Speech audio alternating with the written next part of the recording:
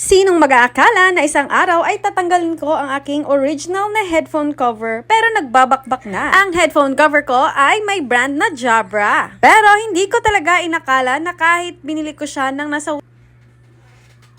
wireless ito, ay magbabakbak pa rin pala siya ng ganito. So, dahil nga nagtitipid ang babae, hindi mo na ako bumili ng original na ear cushion. Kasi mahal yon. Nag-ala Agent X44 na ako at nakita ko na meron naman palang binibenta na universal headphone cover. And the price, magugulat ka kasi less than 100 pesos lang. Made of comfortable, soft cotton material at mayroon din siyang pa-thread sa gilid. Garter na napaka-flexible kaya naman kapag inilagay mo dito sa iyong headphone ay talagang swak na swak. Dalawang sizes ito guys, ang small at large. Kaya naman kung gusto nyong pumili ng kulay at ng sizes, andyan ang link sa baba. So check it out!